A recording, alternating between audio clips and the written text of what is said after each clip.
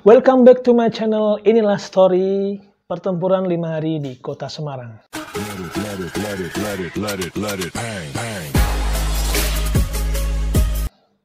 Kali ini saya akan membawakan sebuah cerita sejarah, yaitu pertempuran 5 hari di Semarang. Bahwasanya sejarah ini jangan sampai terlupakan oleh generasi-generasi penerus bangsa. Dan kiranya cerita yang akan saya bawakan semoga bermanfaat untuk teman-teman semua. Seperti apa ceritanya? Simak terus. Let's do it. Saya akan bacakan cerita. Pertempuran 5 hari di kota Semarang. Pertempuran 5 hari dalam bahasa Jawa adalah Palagan Limangdina, yang berarti serangkaian pertempuran antara rakyat Indonesia melawan tentara Jepang di kota Semarang pada masa transisi kekuasaan Belanda yang terjadi pada tanggal 15 sampai dengan 19 Oktober 1945. Dua penyebab utama pertempuran ini adalah karena larinya tentara Jepang dan tewasnya Dr. Karyadi. Pada tanggal 1 Maret 1942, tentara Jepang mendarat di Pulau Jawa dan 7 hari kemudian, tepatnya 8 Maret, pemerintah kolonial Belanda menyerah tanpa syarat kepada Jepang. Sejak itu, Indonesia diduduki oleh Jepang. 3 tahun kemudian, Jepang menyerah tanpa syarat kepada sekutu setelah dijatuhkannya bom atom oleh Amerika Serikat di Hiroshima dan Nagasaki. Peristiwa itu terjadi pada 6 dan 9 Agustus 1945. Mengisi kekosongan tersebut, Indonesia kemudian memproklamirkan kemerdekaannya pada tanggal 17 Agustus 1945. Hal pertama yang menyulut kemarahan para pemuda Indonesia adalah ketika pemuda Indonesia memindahkan tawanan Jepang dari Cepiring ke Bulu. Dan di tengah jalan mereka kabur dan bergabung dengan pasukan Kido Butai di bawah pimpinan Jenderal Nakamura dan Mayor Kido.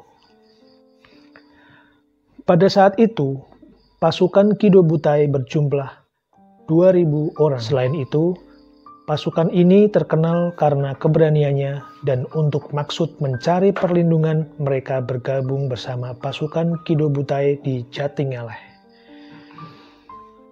Setelah kaburnya tawanan Jepang, pada Minggu 14 Oktober 1945, pukul 6.30 waktu Indonesia bagian Barat, pemuda-pemuda rumah sakit mendapati instruksi untuk mencegat dan memeriksa mobil Jepang yang lewat di depan rumah sakit Purusara. Mereka menyita sedan milik Kempetai dan merampas senjata mereka. Sore harinya, para pemuda ikut aktif mencari tentara Jepang dan kemudian menjebloskannya ke penjara Bulu. Sekitar pukul 18 waktu Indonesia bagian Barat, pasukan Jepang bersenjata lengkap melancarkan serangan mendadak sekaligus melucuti 8 anggota polisi istimewa yang waktu itu sedang menjaga sumber air minum bagi warga kota Semarang, Reservoir Siranda di Candi Lama. Kedelapan anggota polisi istimewa itu disiksa dan dibawa ke markas Kido Butai di Jatingaleh. Sore itu tersiar kabar tentara Jepang menebar racun ke dalam reservoir itu. Rakyat pun menjadi gelisah. Cadangan air di Candi, Desa Wungkal waktu itu adalah satu-satunya sumber mata air di kota Semarang. Sebagai kepala Rumah Sakit Purusara, atau sekarang RSUP Dr. Karyadi, Dr. Karyadi berniat memastikan kabar tersebut. Selepas maghrib, ada telepon dari pimpinan Rumah Sakit Purusara yang memberitahukan agar Dr. Karyadi, kepala laboratorium Purusara, segera memeriksa reservoir Siranda karena berita Jepang menebarkan racun itu. Dr. Karyadi kemudian dengan cepat memutuskan harus segera pergi ke sana. Suasana sangat berbahaya karena tentara Jepang telah melakukan serangan di beberapa tempat termasuk di jalan menuju ke reservoir Shiranda. Istri Dr. Karyadi, Dr. Sunarti, mencoba mencegah suaminya pergi mengingat keadaan yang sangat genting itu. Namun, Dr. Karyadi berpendapat lain. Ia harus menyelidiki kebenaran desas-desus itu karena menyangkut nyawa ribuan warga di kota Semarang. Akhirnya Dr. Sunarti tidak bisa berbuat apa-apa. Ternyata, dalam perjalanan menuju reservoir Shiranda itu, mobil yang ditumpangi Dr. Karyadi dicegat tentara Jepang di Jalan Pandanaran. Bersama tentara pelajar yang menyopiri mobil yang ditumpanginya, Dr. Karyadi ditembak secara keji. Ia sempat dibawa ke rumah sakit sekitar pukul 23.30 waktu Indonesia bagian Barat. Ketika tiba di kamar bedah, keadaan Dr. Karyadi sudah sangat gawat. Nyawa dokter muda itu pun tidak dapat diselamatkan. Ia gugur dalam usia 40 tahun 1 bulan. Pertempuran itu berhenti ketika Gubernur Jawa Tengah, Wongsonegoro, dan pimpinan TKR berunding dengan komandan tentara Jepang. Proses gencatan senjata dipercepat ketika Brigadir Jenderal Battle dan sekutu ikut berunding pada tanggal 20 Oktober 1945. Pasukan sekutu kemudian melucuti senjata dan menawan para tentara Jepang. Kemudian, peristiwa lain dalam pertempuran 5 hari di Semarang. Sebelum tanggal 20 Oktober, ada kejadian gencatan senjata antara kedua belah pihak. Tetapi kendati demikian, kejadian ini tidak memadamkan situasi.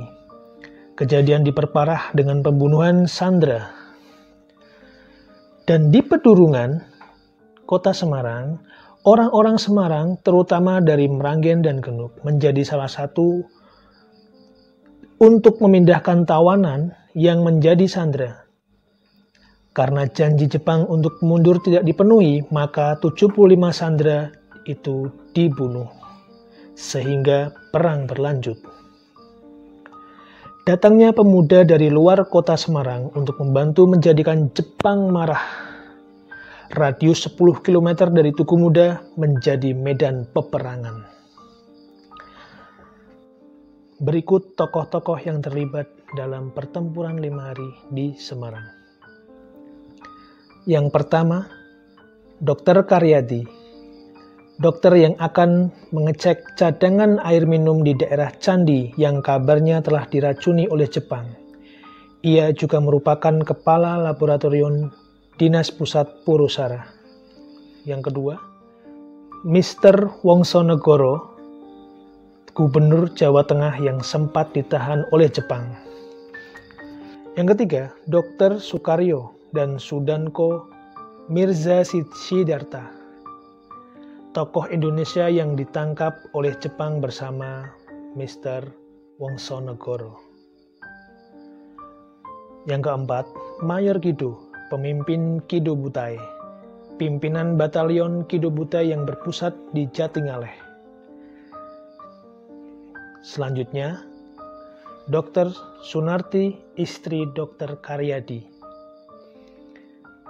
Kasman Singodimejo, perwakilan perundingan gencatan senjata dari Indonesia.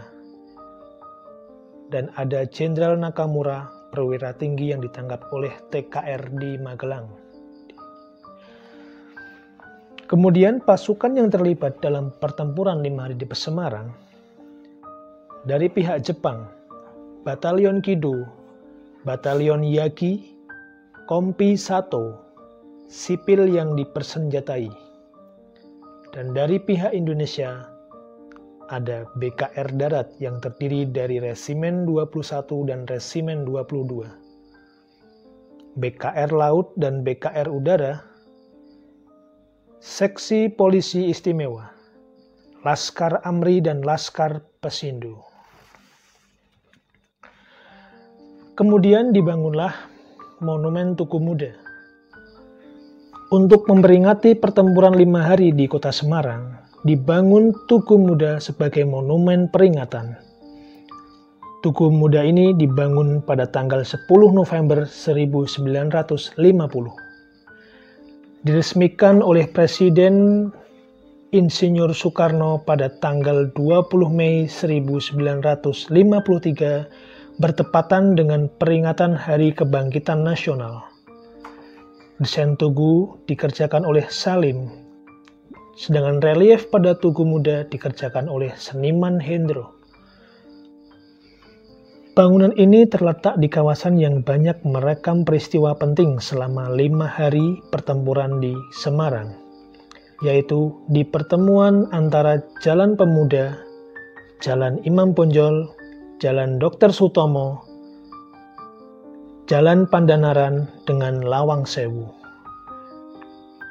Selain pembangunan Tugu Muda, nama Dr. Karyadi diabadikan sebagai nama salah satu rumah sakit di Kota Semarang.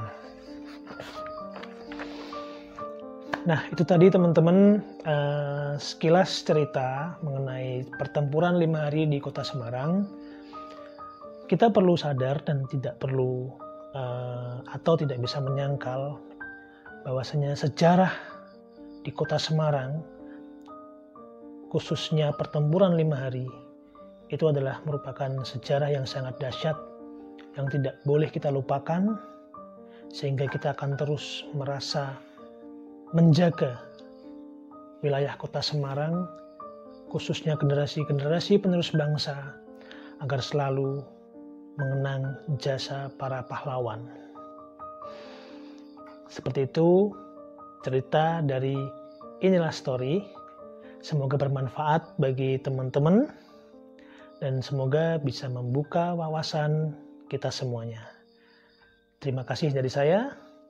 Salam sehat.